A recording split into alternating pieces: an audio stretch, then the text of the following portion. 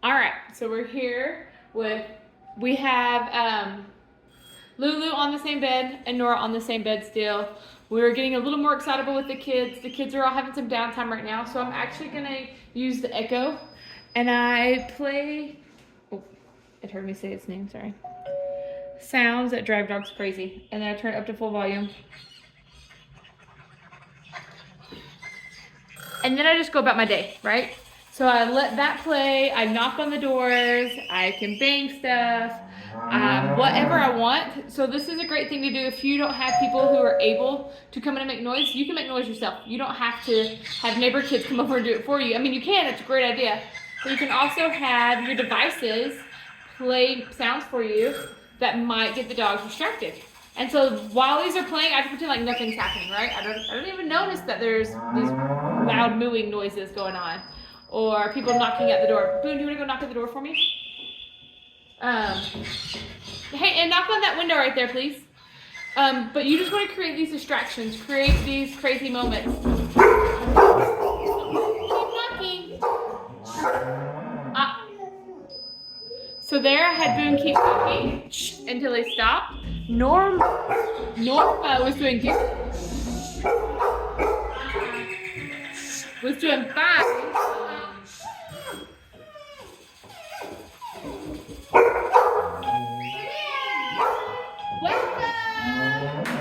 Welcome. Keep doing it because they're barking. Don't stop until I say stop. Keep going. So when they start barking, this is great. No one's got up yet, so I don't actually correct them yet.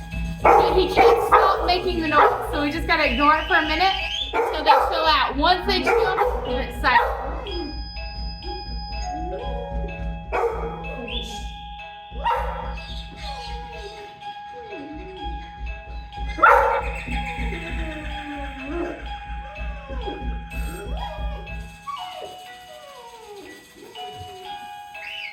There, I had to go give Boone the silence. There, we heard some whining, but that's pretty normal. That's like their normal right now is to whine and like, I don't want to do it, right? But as soon as they both stopped barking and growling, I did my kaboom, right? So the noise that makes them be reactive continues and continues and continues until they choose that calm state of mind, that quiet, that not barking, not getting up, not growling. So bum down, calm, cool, and collected. Now, that being said, we're not going to get perfection out of them with the calm, cool, and collected. They're going to keep whining because they whine all the time anyways. So I can't expect them to stop whining, but I can expect them to stop barking, to growling, and their bums need to be down, either in a sit or a down, right? So that's what I'm looking for when we're doing these things. So I knew that triggered them, so I'm going to have Boone do that a lot more often. But we just do it, and then when they stop, we stop. And then we do it until they stop, and then we stop. And eventually they just stop doing it altogether. Which is really nice. Cheese and toppings to the crispy golden edge. It's Domino's pan pizza. If you know, you know.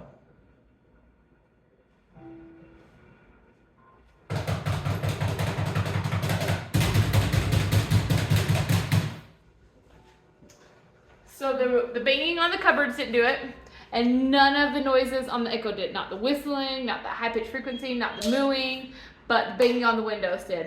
I'm gonna see if some other banging will do it too.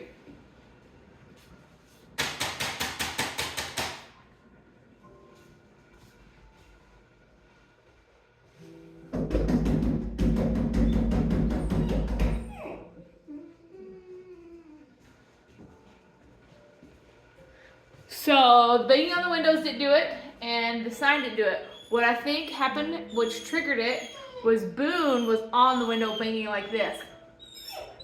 And they could see him through the window. So Norma over there, sorry, it's kind of hard to see with the glare of the window. So Norma right there, and that's the window, right? That's where Boone was literally on it banging. And so she triggered, and that caused Lulu to trigger. But then Norma calmed down a lot faster because she was slow to trigger. It was Lulu who started it and Lulu who finished it. Norma like came in afterwards and was like, okay, I need to be quiet. And that was great, right? So we're just working on chaos, having that chaos. Hey, Boone, will you bang on the window one more time? Sorry, and then just bang on and watch me through the window, and when I do this, You don't have to worry about the doorbell. It was just the banging on the window that got him. Thanks, bud. So Boone's gonna do it again. He's gonna bang on the window for me. So here we have Lulu barking. You can see, I don't know if you can barely see from that window, above Norma. Norma's doing really good with it, even though it's right above her head. You can tell she's nervous about it. It's Lulu who's struggling, which doesn't surprise me at all. Lulu has a very strong forward personality. So he's waiting for me to give him the cue, but I'm waiting for Lulu to stop barking. She can whine, but she can't bark about it. So I'm waiting for her to keep going. So Boone's sitting there looking at me. Oh. There. You know, she took a few breaths that time before, and then we had silence, so I did the little cue for Boone to stop. So far, that's the only thing that's gotten these girls to get riled up. We've done some running, we've done some banging, we've done the doorbells, we've done the crazy sounds. Let's talk about a few questions that you've had. We don't use verbal commands. We want the dogs to change their behavior, to change their mindset, not to be dependent on us giving cues. If we're always telling them what to do, they won't know what to do when I'm not there to tell them. Instead of telling my dog, no, don't jump, no, don't bark, I want my dog just to not bark and not to just not jump. And so it's important for us not to use those verbal cues, to use that pressure, the contact pressure through the leash and the distance pressure with the bed, in order for them to be thinking of what it is that they need to do.